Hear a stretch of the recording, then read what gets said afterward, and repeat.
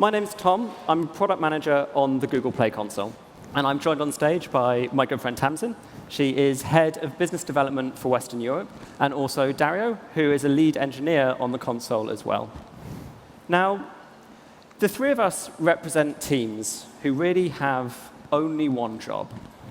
And that job is to build products to help people just like you build better apps, better games, and ultimately better businesses on Android and with Google Play. That's what we and our teams think about literally every day. I think it's worth kind of saying about what that actually looks like for a second. At its heart, what it looks like is talking to people like you, finding out what your needs are, find out what kind of insights you want, take it back to the teams, and then parsing over 3 billion events a day that are generated by Google Play, and turning all of these events and all of this amazing data into metrics, insights, and tools that you can use to make better decisions. Because at the heart of the job, and what all of you do on a day-to-day basis, is make loads and loads of decisions about your business, about your acquisition, about your development, and about your product roadmaps. And it's our job to get you the information you need to make those decisions well. Because a good decision is founded on good insights and good data. This is a really big job. I mean, the 3 billion should give you a good idea about that. But there are loads and loads of different ways you can go about it, and loads of ways you can think about it as well. Now, I'm sure all of you in your companies think about this kind of challenge every day, and you'll have your unique ways to do it. Now, the way that Tamzin, Dario, and I think about it is around a mental model of a user lifecycle. It's probably quite familiar to a few of you. Now, the user lifecycle starts with discovery and acquisition.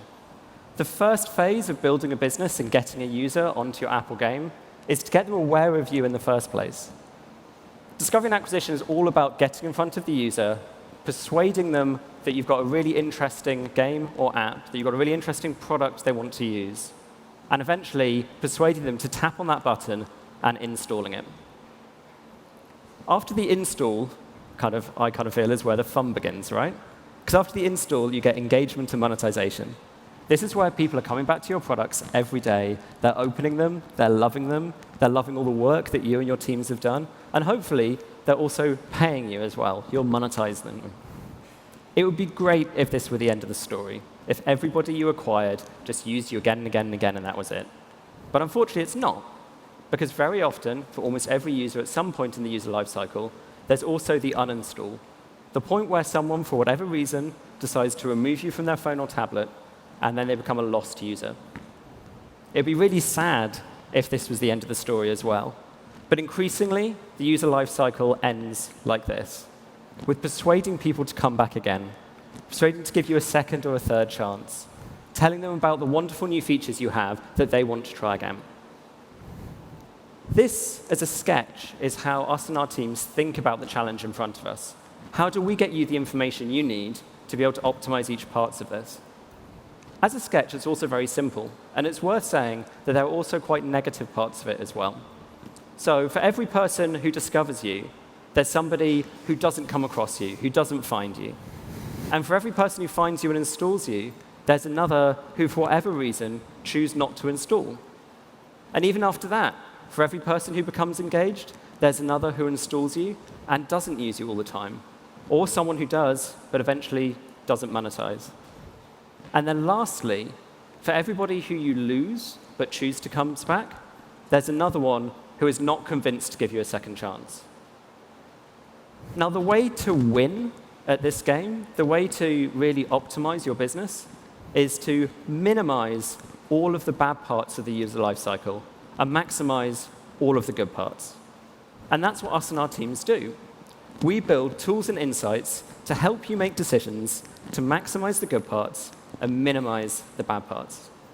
Now, the reason the three of us are really excited to be here today and to talk to all of you is because over the last year, since the last I.O., our teams have been building successively more tools, more insights, and more metrics to help you build more successful businesses on Play and on Android.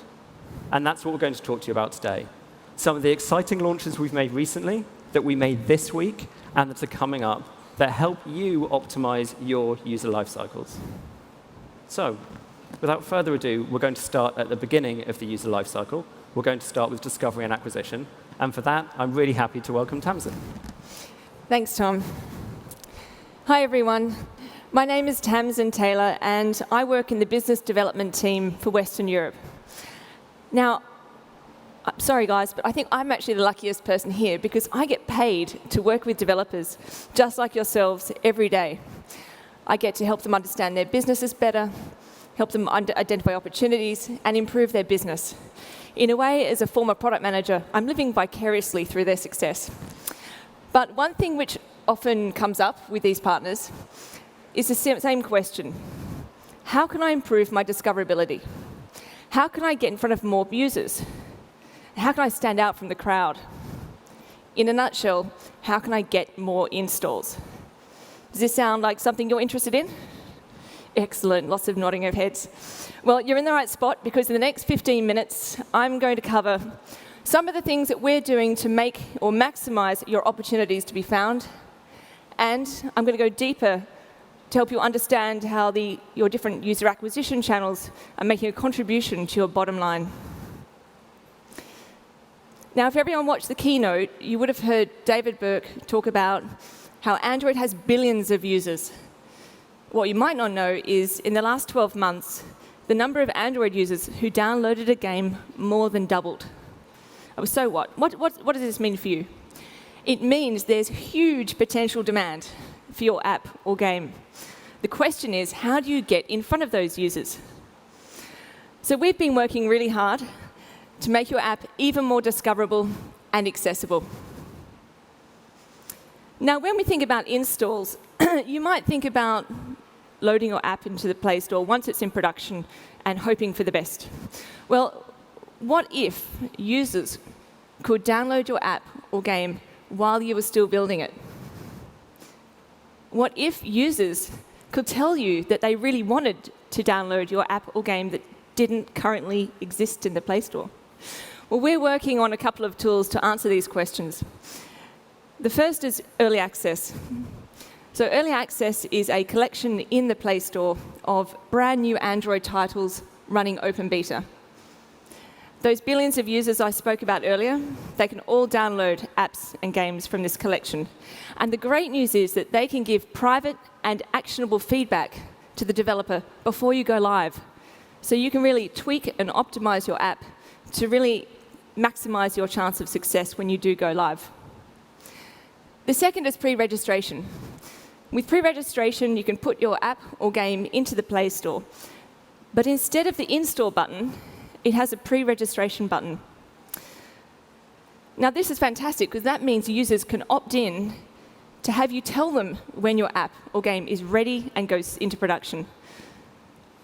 So with pre-registration, we're helping support your efforts to start marketing before you even go live. And it's been instrumental for top publishers like Rovio, who've been able to get their fans really excited about an upcoming release. Now, if any of you were here last year at I/O, you might recall we launched Instant Apps. Instant Apps help get your app in front of people in more places, more quickly, and with less friction. In March, at the Game Developer Conference, we launched Google Play Instant.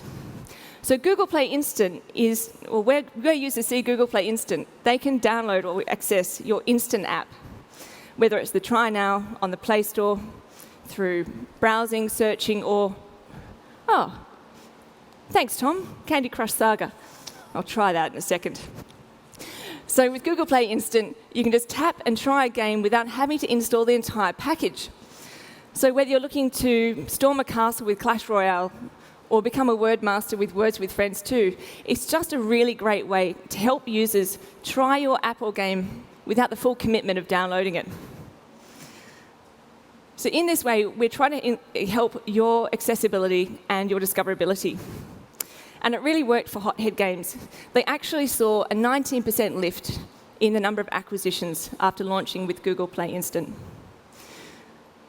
So you can see we're really trying hard to make it easier for users to try before they buy, improve your discoverability and your accessibility. But that's all well and good. and you're in the right room, and we might be a bit biased, but we think you can only manage what you measure.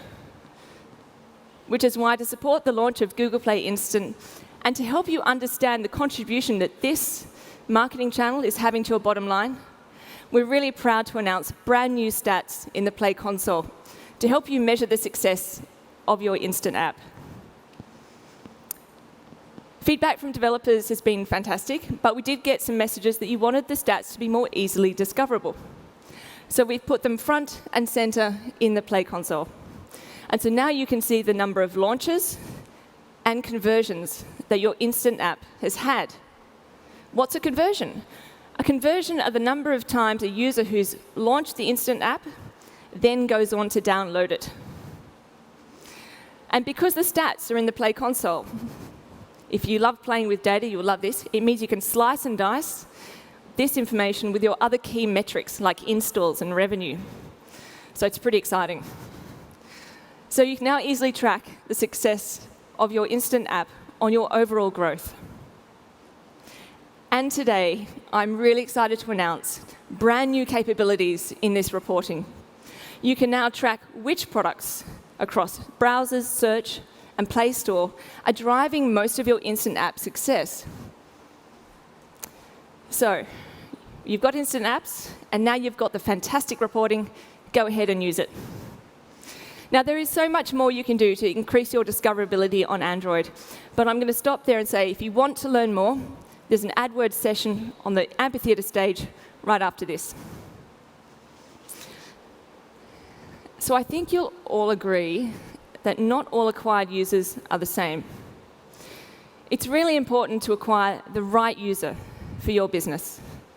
The one that's going to stick around for a long time, the one who's going to spend a lot of time in the app, and maybe the one who's going to share your app with lots of friends and spend money.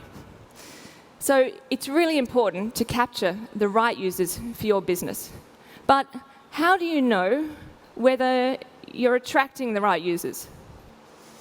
How do you know whether you're spending your time, money, and resources in the right places to attract those users? And once you've got the users, how do you know that you're actually doing a good job? How do you know you're delivering them value? And where can you improve? Are these questions sound familiar? I hope so. Because the great news is we have some updates to the acquisition reports that will help answer these questions. They'll help you interrogate, understand, and optimize your user acquisition strategies to help your bottom line. So let's take a look. So when we think about these updates to the acquisition reports, we've really tackled the three core questions that both myself, Tom, and Dario hear from developers every day. And I know some of you have asked me these questions quite a lot. So the first one is, how do people find my app or game on the Play Store? How valuable are the users that I acquire through different marketing channels?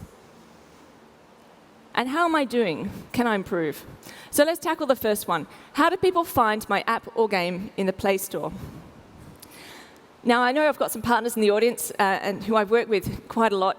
And one of the comments or questions I get about this user acquisition report is, hey, Tamzin, you know that line that says organic traffic? What is that? Who are these users? Where are they coming from? Now, organic traffic are people who've come to your store listing page not through deep links, but they might be browsing the Play Store, checking out collections, seeing new games and apps, or they might be looking for a specific use case. Like Tom here might be looking for apps with museum guides. So we understand that this is a really important channel for you, and for the majority of you, it makes up the lion's share of visitors to your store listing page. We also understand that app store optimization is really important. But developers like you haven't been able to do much with this information to date. It's nice to see, but you don't really know where they're coming from. You can't really optimize for it until now. So in response to all your requests, I'm super excited to announce the launch of organic breakdowns in the user acquisition report in the Play console. Yay! Well done. So now you can see For users who've never installed your app before, which ones are coming from browsing the store and which ones are searching? Now, just imagine how your growth or marketing teams can leverage this data to better present your app or game. In fact, Scopely found the breakdown gave them the ability to focus on the acquisition areas that mattered. So what does this mean? OK, well, let's take an example. Let's say you all, after this, open your laptops, not now I'm speaking, and you go to the user acquisition report, and you click on this breakdown, and you see, oh my God, 90% of my organic traffic is coming from browse. What should I be doing? Well, you could probably imagine that some of these people who are coming from browsing might not be familiar with your brand, your value proposition, or what makes you different from your competition. So there's a great opportunity there, once you know this, to optimize your store listing. I'll talk more about that in a second. The other great news with this data is that we've extended it so you can track the users across the whole funnel, across subscriptions, buyers, and retained installers. So this really gives you more insights into how those two channels are driving traffic and what kind of users they are. And it gets even better.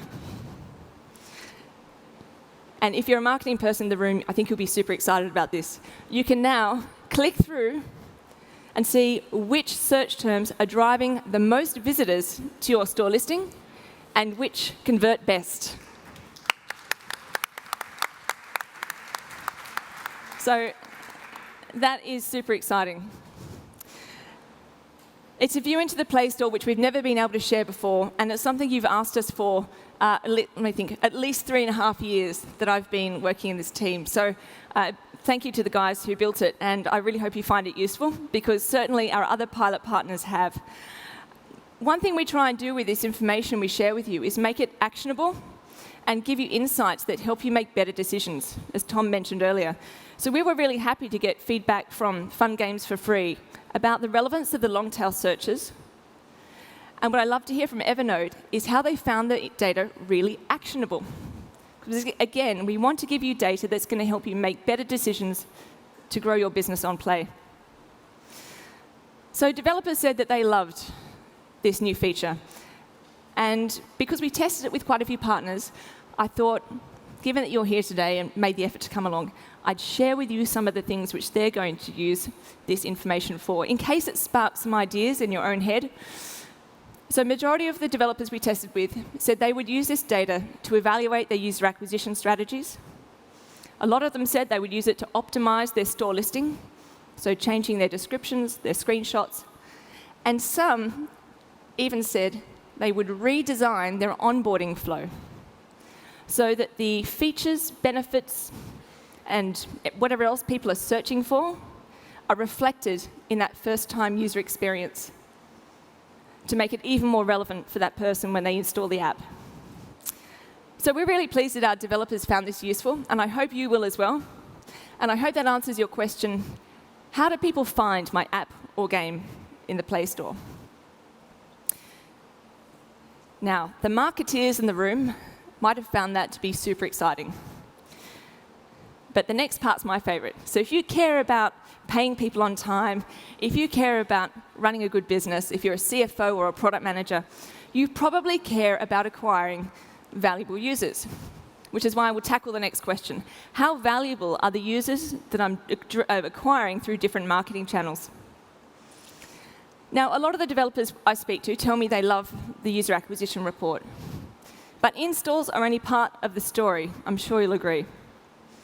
They tell me that retention, purchases, and subscriptions are leading critical indicators of that one metric you all care about: revenue.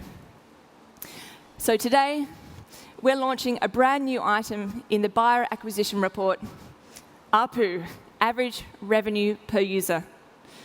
So now you can see exactly how much average revenue per user you're getting from different marketing channels.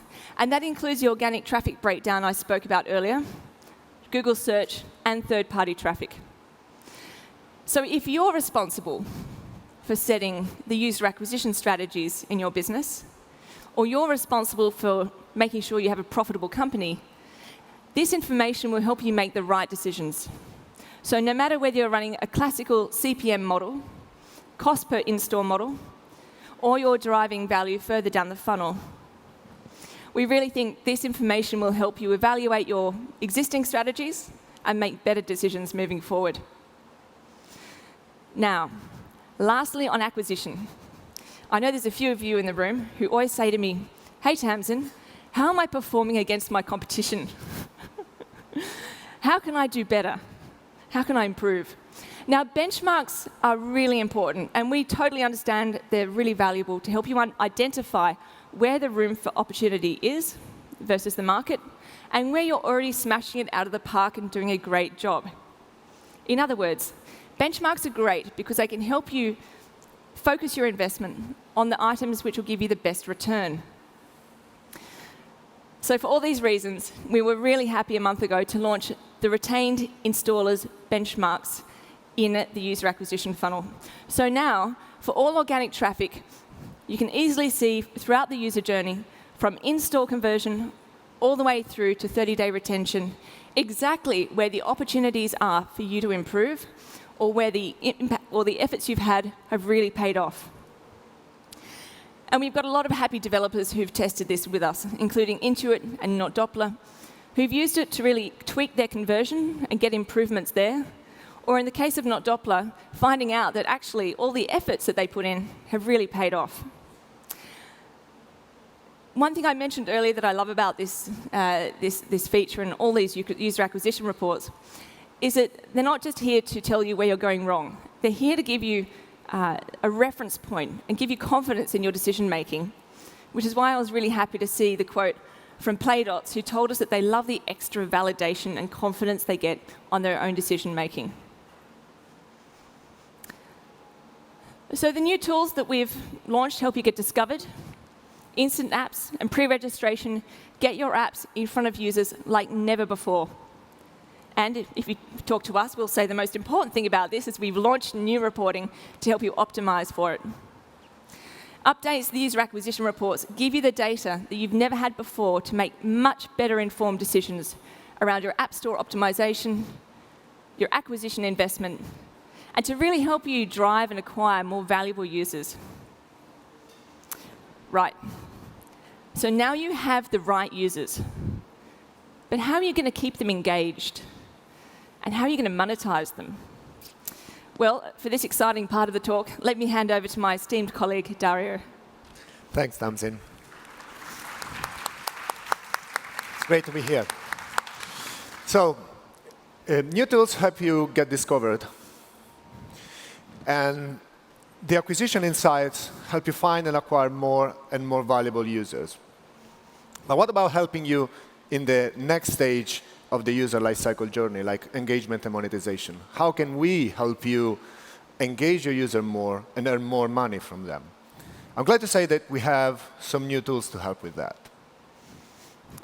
So first off, earlier this year, we launched the events timeline.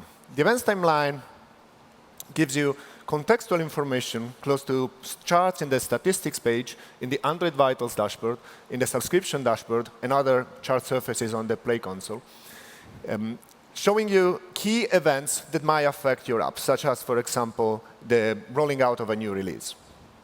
This way, you can quickly spot correlations between changes in metrics and such key events. For example, you can understand whether a change in average rating correlates with a rollout of a new release, or whether a price change is affecting and how it's affecting the average revenue per user. Or if you use Instant App, if an Instant App configuration change, such as mobile holdback, is affecting your sessions positively or negatively. Early adopters of these features loved it. One developer in particular told us that they were able to quickly understand why a certain metric spiked in a certain country. So the events timeline helps you solving these mysteries like with quicker, like without having to dig into other dashboard or other data. Once you have acquired your user, you might want to check how users are engaging with your app. Firebase offers great tools specifically for this purpose. In particular, Google Analytics for Firebase can be enabled just by linking the analytics SDK to your app and signing up to the service, of course. And out of the box, it will give you already meaningful metrics about engagement and retention of the users. What's also interesting is that you can instrument your app, instrument your code to track the features that matter the most to your app. Another really cool feature that the Firebase team launched earlier this year is Firebase Predictions. Firebase Predictions uses data coming from analytics and our machine learning knowledge and tools to give you predictions about how your users are going to behave in your app. And like Google Analytics, just by enabling out of the box, you will get predictions about user spend and user churn. And you can take some actions on these predictions. And similarly, you can also instrument your app to get more personalized prediction that you care about. If you want to learn more about Google Analytics for Firebase, you can check out the session later today on stage 6. So our friends Steve, Mai, and Russ from the Firebase team will present the latest feature of Google Analytics for Firebase. There is an entire track for Firebase tools, so I encourage you to check it out if you're interested. In particular, for Firebase Prediction, there were 2 sessions yesterday that, in case you've missed, they are already available on YouTube. Right, so the events timeline gives you key events and lets you correlate them with your metrics. Firebase gives you insight and machine learning-driven predictions about behavior of your user. Let's dive more now into the monetization phase, which, after all, is probably the most critical phase because it's where you earn the money and your business actually starts succeeding, right? We've done a lot of work recently, especially on subscriptions. So I'm going to present the latest things that we launched there. Last year at I/O, we launched the subscription dashboard. Loads of developers use the subscription dashboard on a regular basis. We are, in fact, really proud that the majority of top-earning subscription businesses actually use this dashboard on a regular basis, too. But we heard that you wanted more. So this is why yesterday we launched additional features in the retention and in the cancellation reports. Let's take a quick look.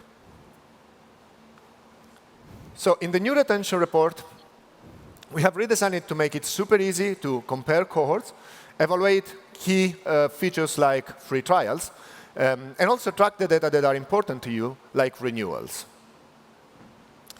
The new cohort selector allows you to pick groups of users, selecting them by SKUs, date, and/or country. So you can really concentrate on a group of subscribers and analyze their performance. For example, you can pick an SKU with a free trial and compare it with an SKU with an introductory price and see which one of the two earns you more revenue over time. Or you can also focus on last year's big marketing push and compare it with this year's and see which one performed better for you. Advanced cohort comparison enables you to explore all of these kind of intricacies. That's not all, though. We've extracted key data that we know you're interested in to make it easier than ever to track conversion, because conversion, that's actually what matters to you. So free trial success rate and other information about performance are available right there on the subscription dashboard. And because that you know that subscription businesses live on repeated payments, we also tell you for each cohort you selected which billing period they reach. Onto the cancellation report. We also made major updates there to help you reduce your subscription churn. So users can cancel for many reasons, and we extracted the key technical ones out. But as we announced yesterday, we now show the users a survey when they cancel so that they can explain why they're canceling. And the results of this survey are available on the subscription dashboard. So you will have more qualitative insights directly from the users about why they are canceling the subscription with your service. Lastly, we're reporting on win-back features like account hold and grace period, which, by the way, you should check out if you haven't already, because we heard from developers that it really helped them and increase the retention of their subscribers. So these major updates help you subscription businesses, like hopefully some of you here in the audience, to better understand and optimize monetization, such a key part of the user lifecycle. There was a session yesterday by our friends Larry, Angela, and Nico about this new advanced feature about the new advanced Google Play features for subscription specifically. So if you are interested, you might want to check that as well on YouTube. So lastly, as Tom introduced at the beginning, the last two phases of the user life cycles are uninstall and win back. Play Console provides you with reports about uninstall. So for example, the daily uninstall metrics, or the uninstall events metrics, or the retain installers acquisition report, in which you can check how long users keep your app installed before uninstalling. But we heard you want more. And we understand why, because this is such a critical phase, especially as your business grows. And also, we don't have enough information for you at the moment for win-back. So I'm happy to say that we are working hard on this aspect. And we will introduce later this year some more meta-scan insights specifically for these steps of the user lifecycle journey. So for example, you will be able to analyze how many unique users are uninstalling your app over a certain selected time period. And also, how many users are installing your app again after having uninstalled it at some point in the past. So stay tuned for more updates. So this concludes our overviews of how Play Console and Firebase can help you analyzing your user lifecycle journey. Thank you very much for your attention, and now back to Tom. Thanks, Dario.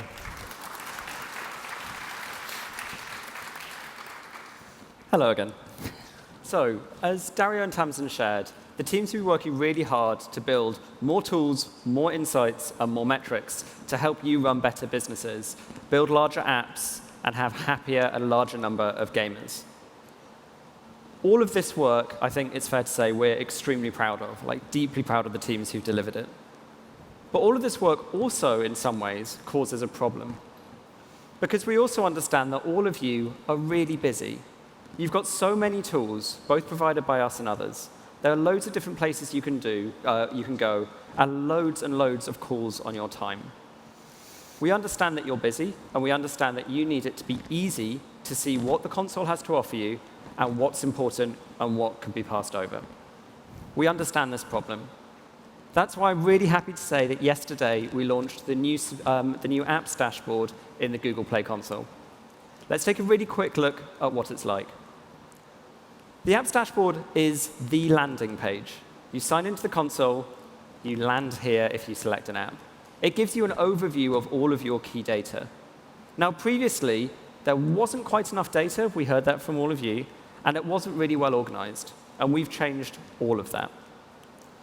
To start with, we've introduced really, really easy to see trending information. So if you want to know if your installs are moving in the right direction, it's now super easy to see that. If you want to take a quick look to see if your technical performance is going well and your crashes are reducing, you can see that really easily as well. So trends, first thing, really easy to glance at. Secondly, we understand, and we heard from you, that a lot of data belongs together. Installs and uninstalls should be displayed together. You might want to take a look at your revenue and your ARPU at the same time. To answer that challenge, we've sectionalized the dashboard. We've added a load more information, but we've also put it into context. So if any of the questions down the left-hand side of the screens feel familiar, these are the questions the dashboard specifically asks and specifically answers. Now, I'm sure that many of you are reading these and thinking, you know what? That one's really important to me. I don't know. I'm a QA, and I really, really want to understand what people think of my app through reviews and how my technical performance with Core Vitals is going. But maybe you care slightly less about how your pre-registration campaign is going. Or maybe on a day-to-day basis, you don't look at revenue. We understand that having all of this on a dashboard is sometimes overwhelming, and sometimes, frankly, not all of it is relevant to all of you. That's why the new dashboard is also customizable, because every section you see on the dashboard can now be expanded or collapsed. So if you're specifically interested in your revenue, you can have that section open, and it will give you more and more useful information. And if you're less interested in pre-registration, you can have that section collapsed. Remember your preferences so it stays exactly as you leave it. It's a really lightweight way of making the dashboard work for each and every one of you personally. We've been testing this as we test everything. And a lot of the developers who we've been working with were really happy with the changes. I think, if I'm honest, as a PM, I'm not sure quite how to take this quote, but the lead engineer from Blue Apron was really, really happy that there was a simple place to direct their product manager so they could see the questions that they always ask really easily answered by the dashboard.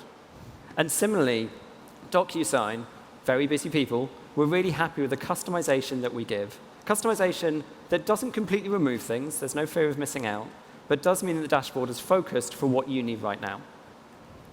That's a really short overview of all of the changes we made to the app dash. And hopefully, when you log in today and you see the new board, you'll be able to see all of that and how it helps you in your day-to-day lives. And frankly, how it helps you see the metrics and insights that the console has to offer to really help you. So, just to round up about where we are, Dario, Tamzin, myself, and our teams think about the user lifecycle. And we think about all of the different tools that we can build to help you optimize every stage. From instant apps and pre-reg for discovery and acquisition, through to brand new subscription reports, enhanced acquisition reports, the new events timeline, and even the uninstall stats and more information coming soon about Winback. We think that all of this taken together will really help drive your success. And ultimately, your success is what we work towards. That's what we're here to help.